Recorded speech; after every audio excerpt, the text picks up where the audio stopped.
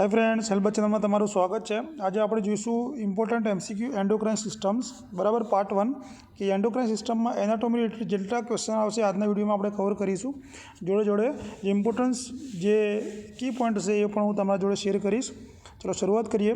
Which of the following hormones is modified amino acid बराबर नीचेनामांथी कया hormones amino एसिडना modified है? Epinephrine, progesterone, prostaglandin और इस्ट्रोजन्स। जवाब जोता पहला આપણે જોઈએ एंडोक्राइन सिस्टम એટલે શું। तो एंडोक्राइन सिस्टमનો मतलब શું થાય એટલે કે જે હોર્મોન્સ હોય એ સીધા બ્લડની અંદર ભળે એને આપણે શું કહીએ? એન્ડોક્રાઇન, જેને આપણે ડક્ટલેસ કહીએ કે જેની અંદર ડક્ટ હોતી નથી, સીધી સીધું એ ક્યાં જાય? બ્લડની અંદર જાય। અને ડક્ટ હોય એને આપણે એક્ઝોક્રાઇન કહીએ બરાબર, કે એમાં ડક્ટ હોય ડક્ટમાં એ બહાર જતું, એટલે એન્ડોક્રાઇનમાં યાદ રાખવાનું કે સીધી સીધું એ બ્લડની અંદર ભળતું હોય છે બરાબર। એની અંદર ખાસ કરીને હોર્મોન્સ હોય છે, જે હોર્મોન્સને આપણે શું કહીએ છીએ? ફર્સ્ટ મેસેન્જર તરીકે આપણે ઓળખીએ છીએ। સેકન્ડ મેસેન્જરની અંદર કેલ્શિયમ आयन આવતો હોય છે બરાબર। તો આની અંદર આપણો જવાબ શું રહેશે? જવાબ રહેશે એપિનેફ્રિન। આ યાદ રાખજો ખાસ। હવે આની અંદર આપણે જોઈએ કેમિકલી આપણે વિચારીએ તો હોર્મોન્સના બે પ્રકાર છે। કેટલા? બે પ્રકાર છે।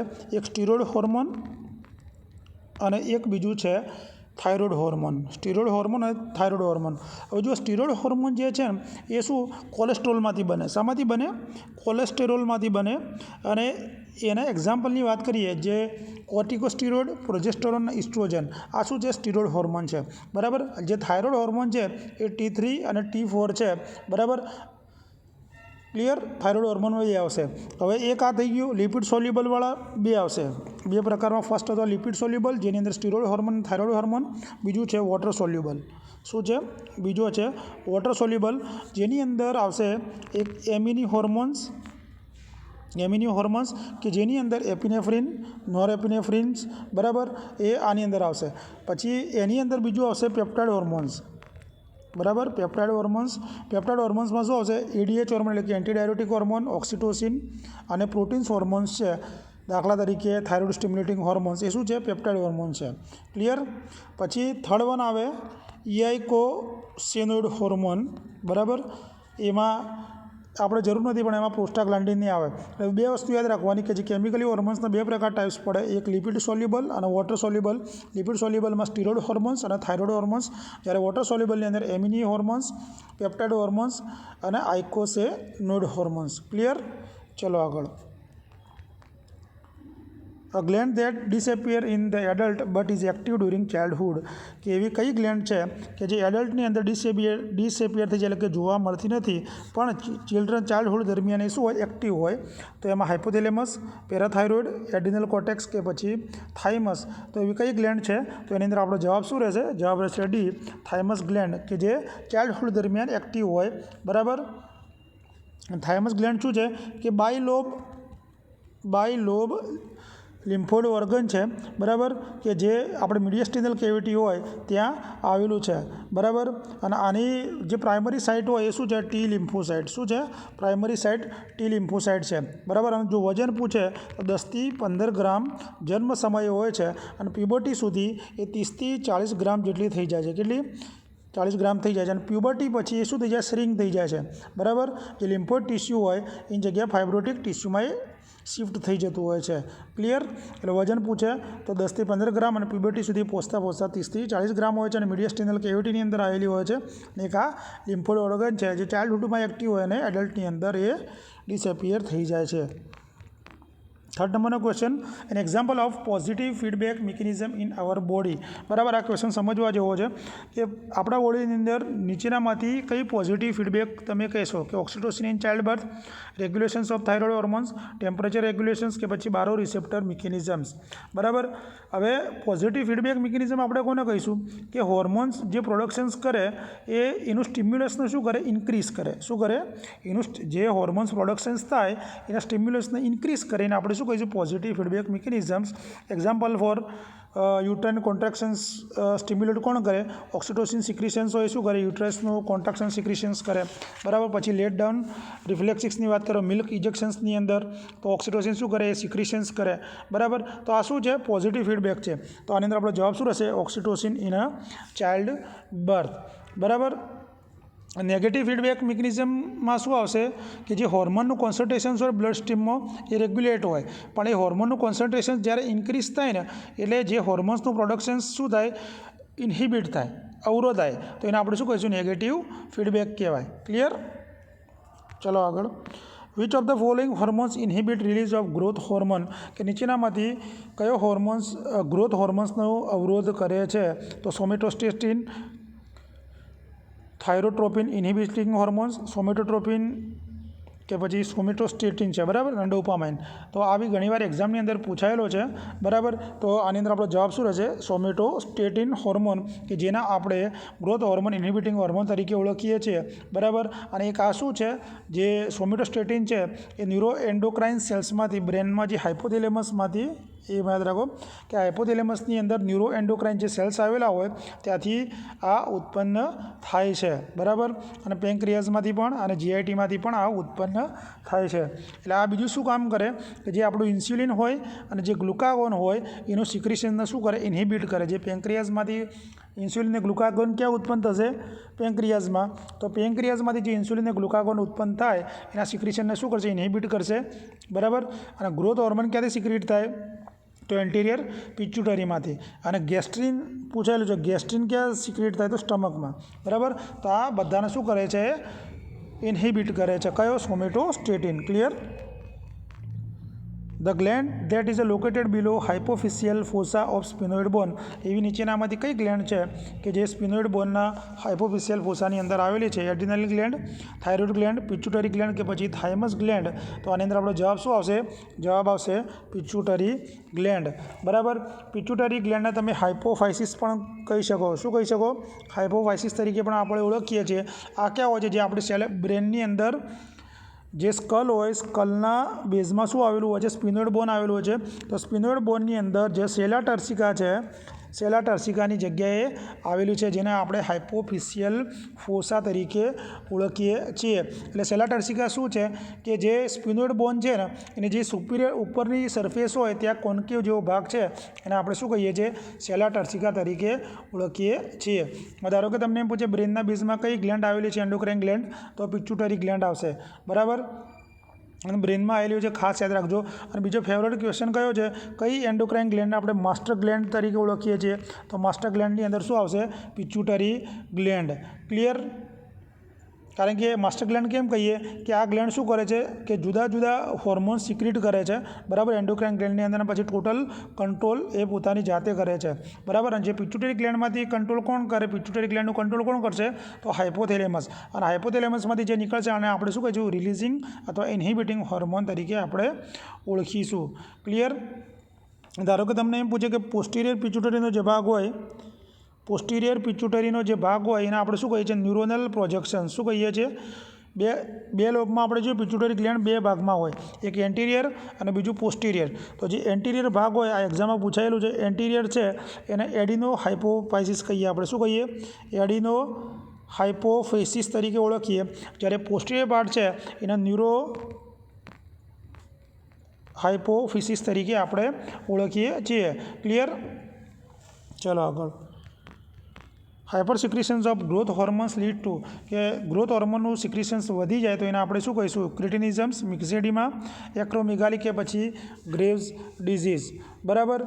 હવે જુઓ, ખાસ કરીને આની અંદર આપણો જવાબ શું રહેશે? એક્રોમેગાલી. પણ જે પિચ્યુટરી, એન્ટિરિયર પિચ્યુટરીમાંથી કયા હોર્મોન સિક્રેટ થાય છે? તો મોસ્ટલી 6 થાય છે, બરાબર. યાદ રાખજો. જીએચ ગ્રોથ હોર્મોન, પછી થાઇરોઇડ સ્ટિમ્યુલેટિંગ હોર્મોન, એસીટીએચ એડિનો કોર્ટિકોટ્રોપિક હોર્મોન. એક્ઝામમાં આનું ફૂલ ફોર્મ પણ પૂછાઈ શકે છે. ફોલિકલ સ્ટિમ્યુલેટિંગ હોર્મોન અને લ્યુટિનાઇઝિંગ હોર્મોન. આ ક્યાંથી થાય છે? અને પ્રોલેક્ટિન હોર્મોન. આ કઈ જગ્યાએ થશે? આ 6 હોર્મોન છે એન્ટિરિયર પિચ્યુટરીમાંથી સિક્રેટ થશે, બરાબર. તો હાઇપર સિક્રેશનમાં શું આવશે? એક્રોમેગાલી. પણ હાઇપર સિક્રેશન આ શામાં? એડલ્ટમાં. શામાં? તો એક્રોમેગાલી કહીશું એડલ્ટની અંદર. ધારો કે તમને એમ પૂછે કે ગ્રોથ હોર્મોનનું હાઇપર સિક્રેશન ચિલ્ડ્રન્સમાં જોવા મળશે તો કયો શું જોવા મળશે? તો જીઝાન્ટિઝમ્સ. યાદ રાખજો આ બંને, બરાબર. એડલ્ટમાં એક્રોમેગાલી, ગ્રોથ હોર્મોનમાં જીઝાન્ટિઝમ્સ ચિલ્ડ્રન્સની અંદર જોવા મળશે, બરાબર. The hypofunctions of anterior pituitary gland that relay affect the posterior lobe leading, કે એન્ટિરિયર પિટ્યુટરી ગ્લેન્ડનું જો હાઇપર ફંક્શન્સ ક્યાં જોવા મળે? પોસ્ટિરિયર લોબનું હાઇપર ફંક્શન્સ જોવા મળે પોસ્ટિરિયરની ભાગની અંદર. તો એને શું કહીશું? કયો ડિઝીઝ થશે? Graves disease, Simmonds disease, Frohlich's syndromes કે પછી લેવી સિન્ડ્રોમ્સ. બરાબર. તો આ એક્ઝામમાં આવવાની શક્યતા છે, થોડું એડવાન્સ ક્વેશ્ચન છે. બરાબર. તો આને આપણે શું કહીશું? Symons disease. બરાબર. સિમોન ડિઝીઝને તમે શું કહી શકો? પિચ્યુટરી કેકેક્સિયા તરીકે તમે ઓળખી શકો. શું કહી શકો? કેકેક્સિયા. બરાબર. એટલે આ શું થઈ જાય કે જે પિચ્યુટરી ગ્લેન્ડનો અમુક જે ફંક્શનલ પાર્ટ્સ હોય એ એબ્સન્સ જોવા મળે. પરિણામે જે થાઇરોઇડના જે ફંક્શન્સ હોય એમાં લોસ જોવા મળે. થાઇરોઇડ હોય, પછી એડિનાલિન હોય, ગોનાડ્સ હોય, હેર લોસ એમાં જોવા મળે. બરાબર. એટલે આને આપણે કહીશું સિમોન ડિઝીઝ. બરાબર. હવે જે આ ફ્રોલિક સિન્ડ્રોમ છે એ શું છે? તો એની અંદર એડિપોસ જેનાઇટલ ડિસ્ટ્રોફી જોવા મળે. આ ચાઇલ્ડહુડનું એક મેટાબોલિક ડિસઓર્ડર છે. બરાબર. એમાં obesity, growth retardations, developmental genital ઓર્ગનનું ડેવલપમેન્ટલ રિટાર્ડેશન જોવા એની અંદર મળતું હોય છે. ક્લિયર. પછી એક ક્વેશ્ચન્સ આમાંથી કયો નીકળી શકે કે ભાઈ ઓવ્યુલેશન્સ માટે કયો હોર્મોન્સ જવાબદાર છે? તો યાદ રાખજો, ઓવ્યુલેશન માટે લ્યુટિનાઇઝિંગ હોર્મોન. બરાબર. ગાયનિકમાં આપણે ભણીશું, પણ અહીંયા એન્ડોક્રાઇનમાં આવે છે એટલે હું તમને કહી દીધું. લ્યુટિનાઇઝિંગ હોર્મોન ક્યાંથી સિક્રેટ થાય? એ વાત કરી કે ભાઈ એન્ટિરિયર પિટ્યુટરીના એન્ટિરિયર લોબમાંથી આ થાય છે, અને જે ફિમેલમાં ઓવ્યુલેશન્સ માટે જવાબદાર છે. બરાબર. કે જ્યારે કોર્પસ લ્યુટિયમનું ફોર્મેશન્સ થાય ઓવ્યુલેશન દરમિયાન અને પ્રોજેસ્ટેરોન સિક્રેટ થાય છે. મેલની અંદર LH શું છે કે જે આપણા ICSH એટલે કે ઇન્ટરસ્ટિશિયલ સેલ સ્ટિમ્યુલેટિંગ હોર્મોન્સ જે હોય, બરાબર, જે લીડિંગ સેલ આ પૂછાય છે, લીડિંગ સેલ્સ હોય, બરાબર, ટેસ્ટિસની અંદર આવેલા હોય, એ શું કરે? ટેસ્ટેસ્ટોરોનનું ઉત્પન્ન કરવાની અંદર મદદરૂપ થાય છે. Clear. which is hormone that increase water reabsorption by inserting water channel or aquaporins. કે નીચેનામાંથી કયો હોર્મોન્સ વોટર રીએબ્સોર્પ્શન માટે અને જવાબદાર છે? તો એટ્રિયલ નાઇટ્રિક પેપ્ટાઇડ, આલ્ડોસ્ટેરોન, એન્ટીડાયરેટિક હોર્મોન કે પછી એન્જિયોટેન્સિન. તો આની અંદર આપણો જવાબ શું આવશે? તો આની અંદર જવાબ આવશે એન્ટીડાયરેટિક હોર્મોન. બરાબર. હવે જે એન્ટીડાયરેટિક હોર્મોન છે, બરાબર, જેને આપણે વાઝોપ્રેસિન તરીકે ઓળખીએ છીએ, એ શું કરે છે કે બોડીની અંદર વોટર હોય એને રિટેન્શન્સનું કામ કરે છે. બરાબર. એટલે શું કરે છે? યુરિન આઉટપુટ ડિક્રીઝ કરે છે, અને પોસ્ટિરિયર પાર્ટ્સની અંદરથી ઓક્સિટોસિન અને ADH બંને સિક્રેટ થાય છે. Clear. The phase of ejections of milk is called. કે જે મિલ્કનું બહાર આવવું એના આપણે ફેઝને શું કહીશું? ગેલેક્ટોપોએસિસ, ગેલેક્ટોકાઇનોસિસ, મેમોજીનેસિસ કે પછી લેક્ટોજીનેસિસ. બરાબર. તો આની અંદર આપણો જવાબ શું રહેશે? જવાબ રહેશે ગેલેક્ટોકાઇનેસિસ. બરાબર. ઇજેક્શન મૂવ થવું. હવે જો આની અંદર તમને ખાસ એવું પૂછે કે 4 ફેઝ છે આપણે જોઈએ, તો એક તો મેમોજીનેસિસ. બરાબર. તો મેમોજીનેસિસનો મતલબ શું થઈ જાય કે જે બ્રેસ્ટનું ડેવલપમેન્ટ થવું. શું થવું? બ્રેસ્ટનું ડેવલપમેન્ટ થવું ફંક્શનલ સ્ટેટમાં. બરાબર. બીજો છે ગેલેક્ટોકાઇનેસિસ, જેનું ઇજેક્શન્સ ઓફ મિલ્ક. બરાબર. જે ગેલેક્ટોકાઇનેસિસમાં શું આવશે? ઇજેક્શન્સ ઓફ મિલ્ક. ગેલેક્ટોપોએસિસનો મતલબ શું થશે કે જે લેક્ટેશન્સ હોય એના મેન્ટેનન્સ ઓફ લેક્ટેશન્સને મેન્ટેન કરવું. બરાબર. તો એને આપણે આ કહીશું. લેક્ટોજીનેસિસ એટલે શું થાય? લેક્ટોજીનેસિસ એટલે મિલ્ક જે હોય એનું સિન્થેસિસ અને સિક્રિશન્સ થાય. શું થાય? સિન્થેસિસ એન્ડ સિક્રિશન્સ ઓફ મિલ્ક, જેને આપણે કહીશું લેક્ટોજીનેસિસ. બરાબર. મિલ્ક ઇજેક્શન્સ હોર્મોન પૂછે તો કયો? ઓક્સિટોસિન યાદ રાખજો ખાસ કરીને. બરાબર. ઓક્સિટોસિનનું વધારે પૂછે. પછી ઓક્સિટોસિન શું કામ કરે? કે યુટ્રસના સ્ટિમ્યુલેશન્સની અંદર કામ કરે. બરાબર. ચાઇલ્ડ બર્થમાં કામ કરે, લેક્ટેશન્સ વખતે કામ કરે. ક્લિયર. લેટ ડાઉન રિફ્લેક્સિસ પૂછે તો પણ એ મિલ્ક ઇજેક્શન્સ જ કહેવાનું છે આપણે. Clear. High concentrations of estrogen in blood. જો બ્લડની અંદર ઇસ્ટ્રોજનનું પ્રમાણ વધી જાય તો શું થશે? કોઝ ઓવ્યુલેશન થશે. FSHનું ઇન્હિબિશન્સ થશે.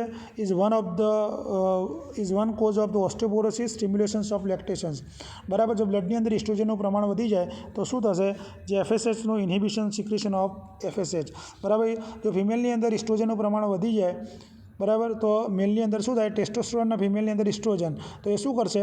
જે ફોલિકલ સ્ટિમ્યુલેટિંગ હોર્મોન્સ હોય એના સિક્રેશન્સને ઇન્હિબિટ કરશે. બરાબર.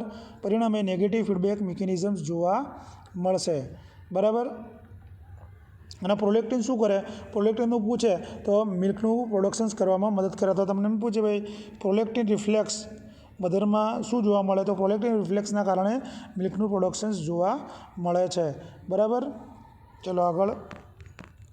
Which endocrine gland is situated in the lower part of the નેક ઓફ ધ થાઇરોઇડ કાર્ટિલેજ, કે નેકની પાછળના ભાગમાં અથવા નીચેના ભાગની અંદર કઈ ગ્લેન્ડ્સ આવેલી છે? Pituitary gland, adrenal gland, thyroid gland કે પછી પિનિયલ ગ્લેન્ડ? તો આની અંદર આપણો જવાબ શું રહેશે? જવાબ રહેશે થાઇરોઇડ ગ્લેન્ડ. બરાબર. તો થાઇરોઇડ ગ્લેન્ડ કેવા શેપની હોય છે?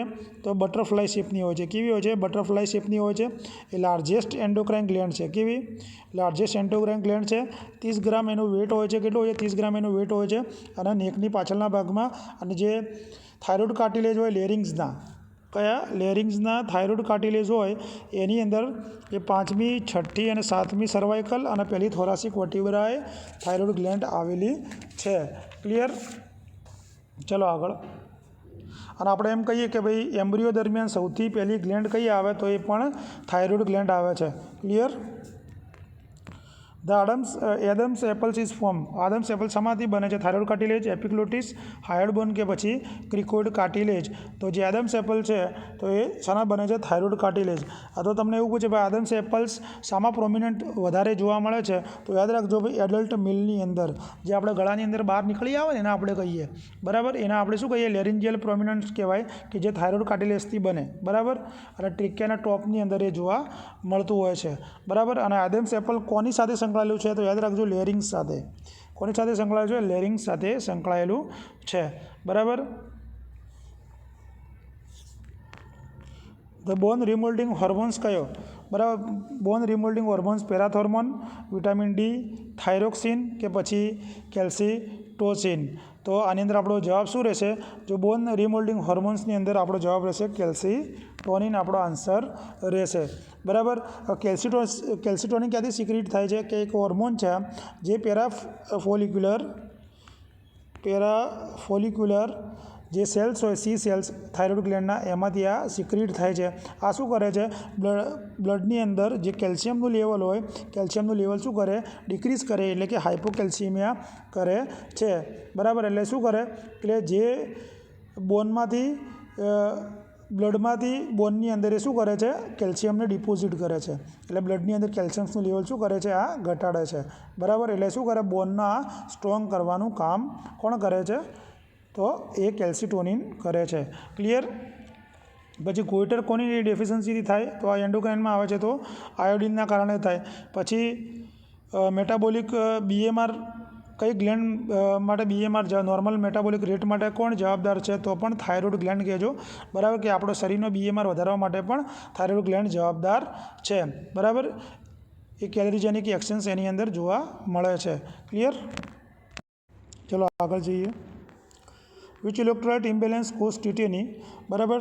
ટીટેની થવા માટે કયું ઇલેક્ટ્રોલાઇટ ઇમ્બેલેન્સ જોવા મળે? હાઇપોકેલ્શિયમિયા, હાઇપરમેગ્નેશિયા, હાઇપરકેલ્શિયમિયા કે હાઇપોમેગ્નેશિયા? તો આની અંદર આપણો જવાબ શું આવશે? ટીટેની થવા માટે જવાબદાર હોય છે હાઇપોકેલ્શિયમિયા. બરાબર. હવે જો હાઇપોકેલ્શિયમિયા બરાબર વસ્તુ છે, પણ આની અંદર આપણે પેરાથાઇરોઇડનું થોડું જોઈ લઈએ. પેરાથાઇરોઇડ ગ્લેન્ડ જે તમને એમ પૂછે કે કેલ્શિયમનું મેટાબોલિઝમ કોણ રેગ્યુલેટ કરે છે? તો પેરાથાઇરોઇડ ગ્લેન્ડ. બરાબર. પેરાથાઇરોઇડ ગ્લેન્ડ ટોટલ કેટલી હોય છે? 4 ગ્લેન્ડ હોય છે, કે જેમાં 2 પ્રકારના સેલ્સ જોવા મળે છે. એપિથેલિયલ સેલ 2 પ્રકારના હોય છે. એક ચીફ સેલ જોવા મળે, એ શું કરે છે? જે પેરાથાઇરોઇડ હોર્મોન્સ હોય એનું પ્રોડક્શન્સ કરે. અને બીજી છે ઓક્સિફિલ સેલ્સ. કયા? ઓક્સિફિલ સેલ્સ, કે જેનું કાર્ય હજી કોઈ જાણવા મળ્યું નથી. પણ પેરાથાઇરોઇડમાં કેલ્શિયમ, મેગ્નેશિયમ અને ફોસ્ફરસના મેટાબોલિઝમ સાથે એ સંકળાયેલું છે. યાદ રાખજો. બરાબર. ટીટેની શાના લીધે થાય? તો હાઇપોકેલ્શિયમિયાના કારણે થાય. એટલે આની અંદર શું જોવા મળે? જે મસ્ક્યુલર હાઇપરટોનિયા મસલ્સમાં હાઇપરટોનિયા જોવા મળે. બરાબર. ટોનની અંદર જોવા મળે. પછી ટ્રેમર જોવા મળે છે હાથ અને પગની અંદર. બરાબર. જો ટીટેનીના લેટ સિમ્ટમ્સની આપણે વાત કરીએ તો નમનેસ જોવા મળે, ટિંગલિંગ, ક્રેમ્પ્સ જોવા મળે, ફંક્શન્સ લોસ થઈ જાય. બરાબર. એટલે ખાસ યાદ રાખજો. આની અંદર બ્રોન્કોસ્પાઝમ, લેરિન્જિયલ સ્પાઝમ જોવા મળે. અને એક્ઝામમાં પૂછાયેલું છે ભાઈ કાર્પોપેડલ જે સ્પાઝમ છે આની અંદર જોવા મળે. કાર્પોપેડલ સ્પાઝમ ટીટેનીની અંદર જોવા મળે. ફોટોફોબિયા જોવા મળે. બરાબર. ઇસીજીમાં ચેન્જીસ જોવા મળે. ડિસેરિથમિયા જોવા મળે. આ ખાસ શામાં જોવા મળશે? તો ટીટેનીની અંદર જોવા મળશે. એટલે ખાસ યાદ રાખજો. કાર્પોપેડલ સ્પાઝમ, લેરિન્જિયલ સ્પાઝમ અને બ્રોન્કોસ્પાઝમ. કાર્પોપેડલવાળું એક્ઝામમાં વારંવાર પૂછાયેલું છે. Positive Chvostek's sign is indication. આ તો એક્ઝામિનરનો ફેવરેટ ક્વેશ્ચન છે.